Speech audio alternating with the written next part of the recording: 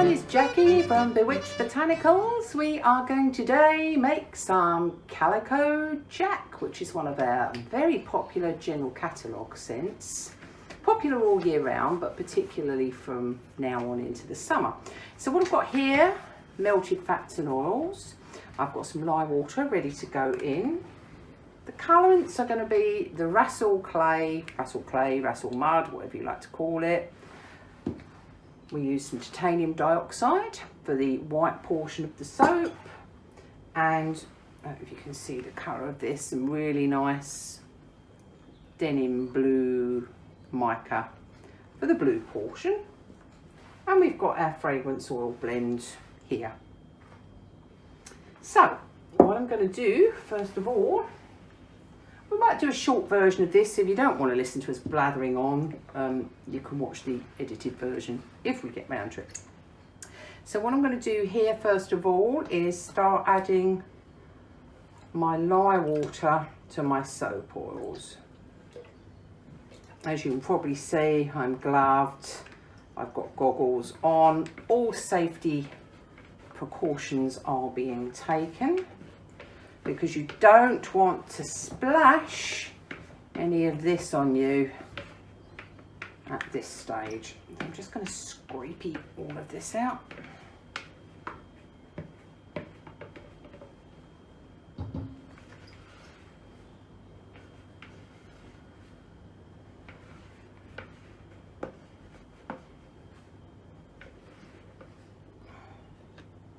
Okay. And my cunning assistant here, it will take that away. So first of all, I'm just going to give this a stir, just to combine the lye water and the fats and oils a little bit. Here's the noisy bit.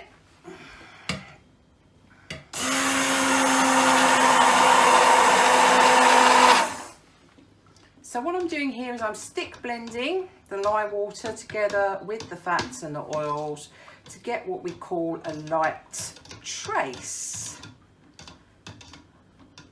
which is just a way of saying we get it to a sort of slightly thicker mixture. So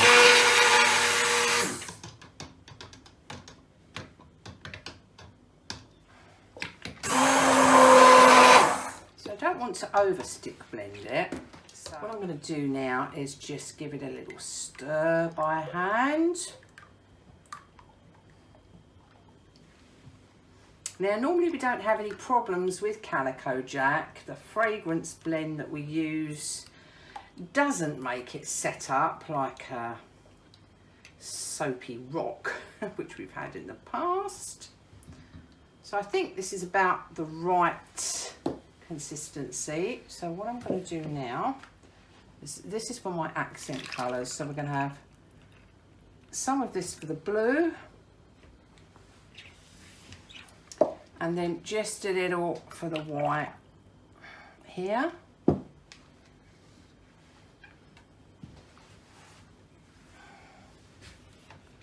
So I'm going to put a nice lot of blue in here.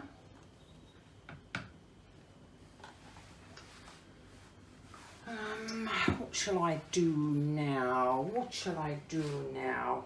I shall put some Rassel mud in here, I think. Oh no, I'll get it ready. You never know with these things, so I'm going to come over here and just mix my white in. I'm quite a messy soap maker. There's not many soap makers I don't think you aren't messy. It's a messy job sometimes. Right, so let's see how we go with that. Okay, I'm going to get my lovely assistant Steve to, you can stir that up. And then I'm going to stir this one. Oh, look at that, that's gone a beautiful, you see that, beautiful, beautiful. Let's hope. I will give it a stick blend just to make sure it's thoroughly blended, just a little one.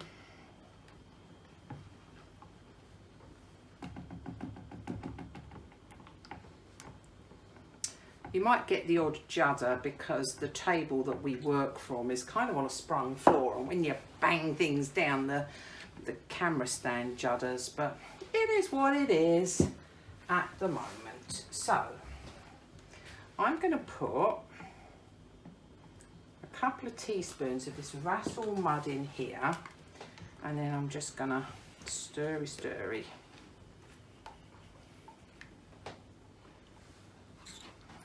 So I hope you guys are all doing okay, because we're making this while we're in the middle of lockdown. Have we taken a hit as a small business? We have, yes, there's no doubt about it. I don't know many businesses that haven't really taken a hit, unless I suppose you are selling food or something like that. We put out our newsletter about a couple of weeks ago. So if you've not subscribed to that, you can probably either find it on our Facebook page, or if you go onto our website, you can actually subscribe to it via the website. And if you check your spam filters in the email, you know, because sometimes the newsletter can go through, the spam filter can filter it out. But it was basically saying that we were in a position that many small businesses find themselves in, that if we don't sell the soap that we make to make some money, then you go out of business pretty quickly. We had such a fantastic response to this that we're just making soap like crazy now. As most of you that know us know, we tend to go all around the country, festivals and markets and what have you, but those are closed to us now because of the virus, so it's all online at the moment. Just gonna make a noise now.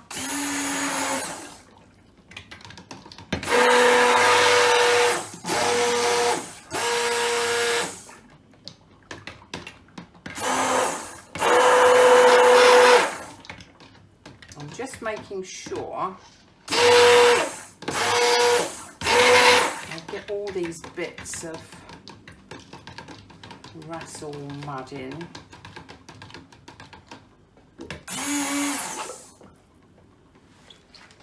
Don't really want any unblended bits in there, but you know, we'll see. I'm going to give it a stir, because one thing I don't want to do is overly stick blend, because in a minute we're going to add our fragrance. Now, Calico Jack said normally behaves pretty well for us, but because we're on camera, there is always the possibility that you can go, nope, I'm gonna play up. I want to say a big shout out to Willow, if she's going to watch this. Willow, she is an adorable little girl of our friends Z and Craig, and she was quite fascinated.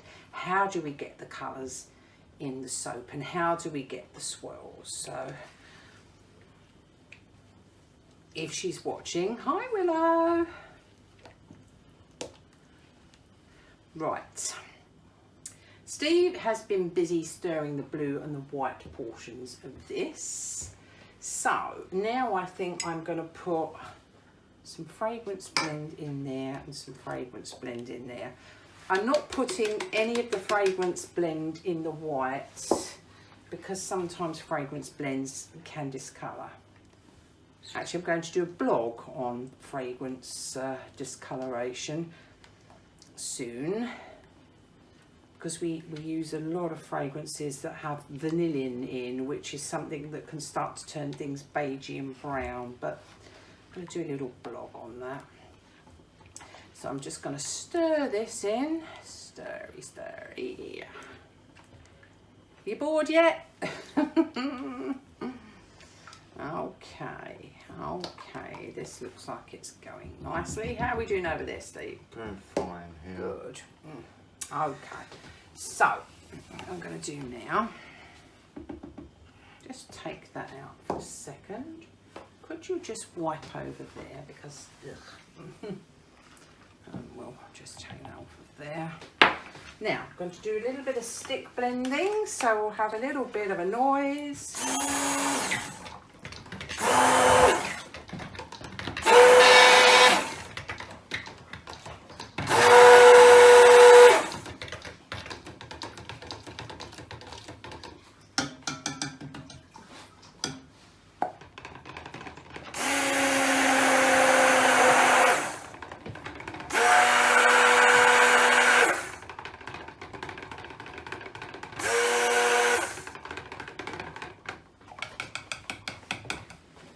Into here again. Okay, we're getting near to putting it in the mould now, so while I'm blending this white, Steve will go off and get the mould for us.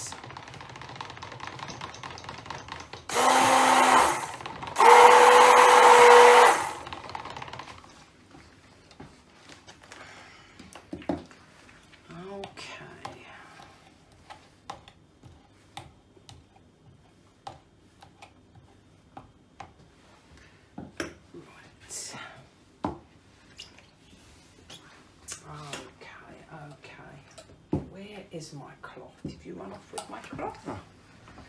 Oh, he's run off with the cloth. That's no good. Yes, well, what can we do? Cloth, cloth, cloth. Okay. So, here we are. This is the main colour here. I'm going to pour it into the mould. See, this one is quite, this has remained quite liquid. We just did some Andraste, and she sped up quite a bit, and she doesn't normally. Right, here we go.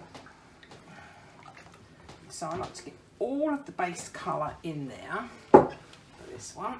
The clips off, and I'm just going to scrape out everything else we can of this.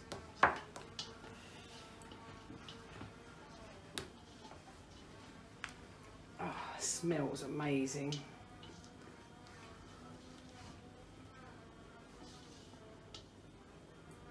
But then Calico Jack is a lovely fragrance. Right, I think we've had enough of that. So what I'm going to do now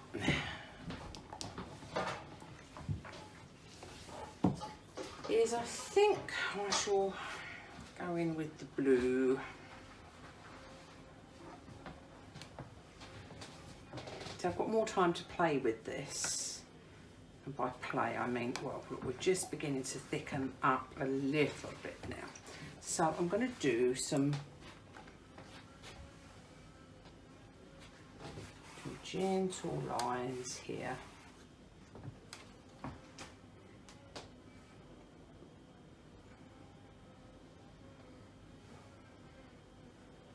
The height that you pour from affects how deeply the colour goes through the soap. So I'm just trying to go where I've put the blue, really. And you can see as the batter is thickening up, what's happening there. But then what I may do now with the blue is get a little nearer to the top there. You can see some little blue streaks at the top.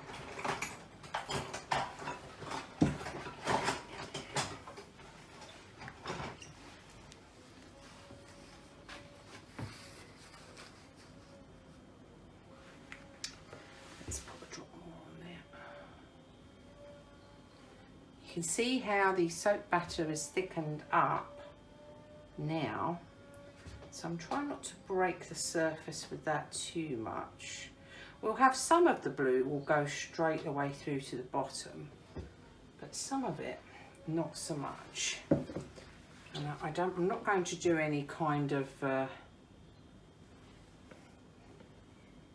big swirly whirly on there. actually would do with this thickening up a little bit more. Let me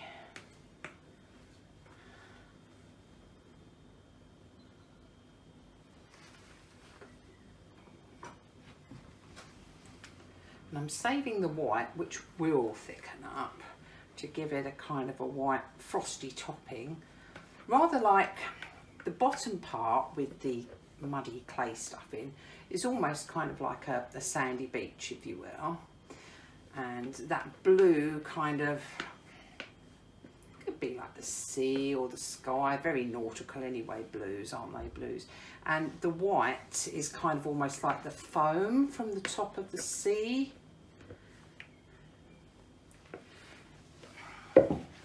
It's not gone very white, it's more of a creamy white. You know, white is such an awkward colour because if you put too much titanium dioxide in, the pale cream, it goes too white, it thickens up really quickly.